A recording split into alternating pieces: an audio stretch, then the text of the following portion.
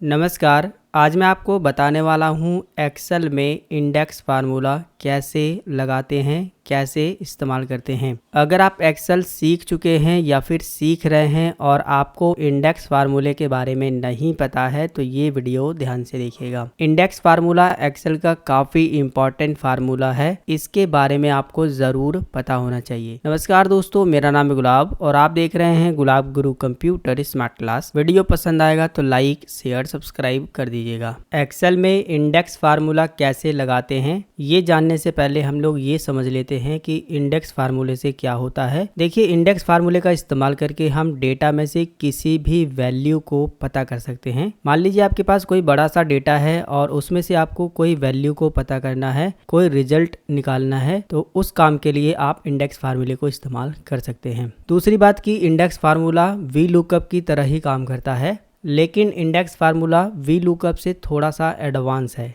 Index फार्मूले को समझाने के लिए मैंने यहाँ पर एक छोटा सा डेटा बनाया है। इसी डेटा का इस्तेमाल करके हम इंडेक्स फार्मूला समझेंगे और इंडेक्स फार्मूले को मैं आपको दो तरीके से समझाने वाला हूँ, इसलिए जो है वीडियो को ध्यान से देखिएगा। ये जो मैंने डेटा बनाया है इसकी प्रैक्टिस फाइल आपको टेलीग्राम चैनल पर मिल जाएगी। इंडेक्स फार्मूला आप जहाँ पर भी इस्तेमाल करना चाहते हैं उस सेल पर क्लिक करिएगा। सबसे पहले लगाना है आपको बराबर का निशान और टाइप करना है इंडेक्स। जैसे ही आप इंडेक्स टाइप करना शुरू करेंगे एक्सेल जो है खुद आपको फार्मूला सजेस्ट करेगा। आप इस पर डबल क्लिक करके इसको एक्टिव कर सकते हो या फिर जो है कीबोर्ड में टैब बटन होता है उसको दबाने से ये फार्मूला एक्टिव हो जाएगा। इसके बाद आपसे पूछा गया है अरे में आपको जो है उस पूरी टेबल को सिलेक्ट कर देना है जहां पर आपने डेटा बनाया है। तो मैं हेडिंग से लेकर के यहाँ तक पूरा डेटा सिलेक्ट कर देता हूँ। डेटा सिलेक्ट करना बहुत आसान है। पहली वाली सेल पर क्लिक करिएगा, माउस का लेफ्ट बटन दबा करके इस तरह से सिलेक्ट कर सकते हैं, या फिर जो है पहली वाली सेल पर क्लिक करिएगा, कंट्रोल शिफ्ट बटन दबा करके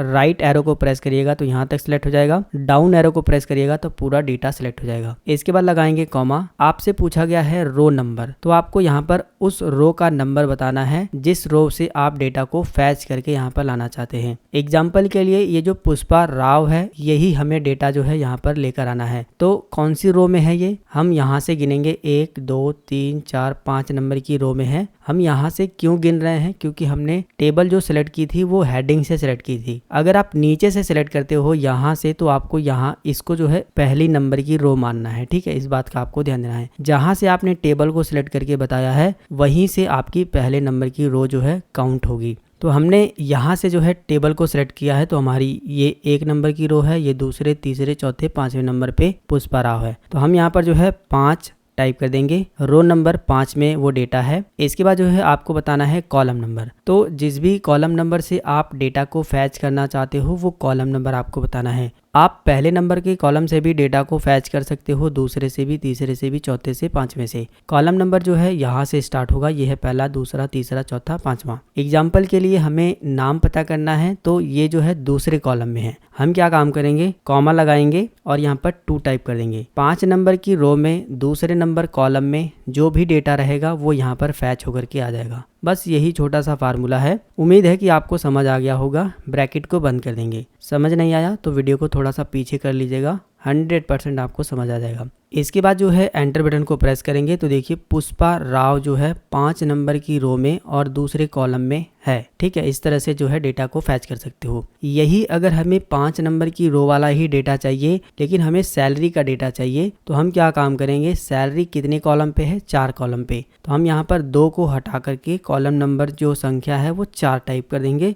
इसके बाद एंटर बटन को प्रेस करेंगे तो देखिए इसकी जो सैलरी है वो है 21,000। इसी तरह से अगर हमें पीएफ निकालना है तो कॉलम नंबर 5 टाइप कर देंगे यहाँ पर। अगर हमें डेजिग्नेशन निकालना है तो हम यहाँ पर इसको डिलीट करके कॉलम नंबर 3 टाइप कर देंगे। एंटर बटन को प्रेस करेंगे तो इस तरह से निकल करके आ जाएगा। मेरे ख्याल से इंडेक्स फार्मूला अब आपको अच्छे तरीके से समझ आ रहा होगा। ठीक है, यही चीजें जो है आप इस तरह से भी कर सकते हो। हम यहाँ से पूरी तरह से डिलीट करते हैं, फिर से जो है वही काम करेंगे। लगाएंगे बराबर का निशान, लिखेंगे इंडेक्स फार्मूला आ जाएगा, इसको एक्टिव कर लेंगे। अरे में जो है आपको पूरा डेटा सेलेक्ट कर देना है इस तरह से। इसके बाद लगाना है कॉमा। अब आपसे पूछा है रो नंबर, तो हमने यहाँ पर एक छोटा सा हेडिंग बना करके तैयार कर दिया है। आप भी इसी तरह से तैयार कर सकते हो। जो रो की हेडिंग हमने बनाई है उसके सामने वाली सेल को हम रो नंबर में सिलेक्ट कर देंगे। ठीक है, रो नंबर हमसे पूछा गया है। इस बार हम टाइप नहीं कर रहे हैं, इस बार केवल सेल की रेंज दे रहे हैं कि हम इस वाली सेल में जो भी रो नंबर टाइप करेंगे वही डेटा हमें मिलेगा। इसके बाद लगाएंगे कॉमा।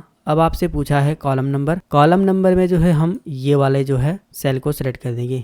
ठीक है, इसके बाद जो है ब्रैकेट को बंद कर देंगे, एंटर बटन को प्रेस कर देंगे। इस तरह से वैल्यू का एरर आ जाएगा, फिर भी कोई दिक्कत वाली बात नहीं है। अब आपको क्या काम करना है, जो भी रो का रिजल्ट आप चाहते हैं, जिस भी कॉलम का रिजल्ट चाहते हैं, वो बस आपको यहाँ पर टाइप करना है। एग्जाम्पल के लिए हम 4 नंबर रो का रिजल्ट चाहते हैं तो हमने 4 टाइप कर दिया। और किस कॉलम का रिजल्ट चाहते हो, हम पहले कॉलम का रिजल्ट चाहते हैं तो हम इस वाले सेल में 1 टाइप कर देंगे। इसके बाद बाहर क्लिक करते ही 4 नंबर रो पर देख सकते हो 1 2 3 4 पे ये है और 1 नंबर कॉलम पे यही है। ये रिजल्ट हमें मिल गया है। बस आपको जो है रो नंबर यहाँ चेंज करना है, कॉलम नंबर यहाँ चेंज करना है। आप इस डेटा में से किसी भी वैल्यू को पता कर सकते हो। जैसे कि हम कॉलम नंबर 5 टाइप कर देते हैं तो 4 नंबर रो में इस वाले में 5 नंबर कॉलम में 1800 PF है।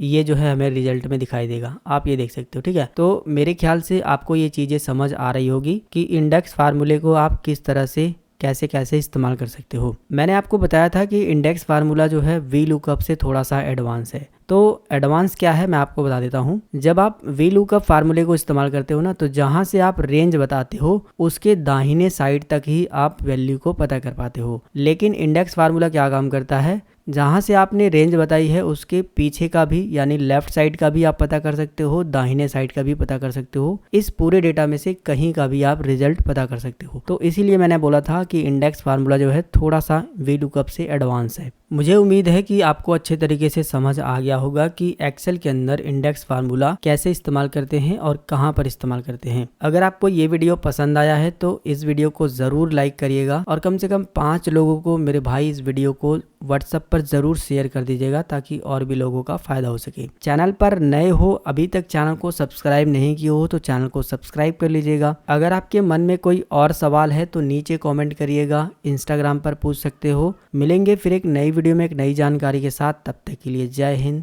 वंदे मातरम।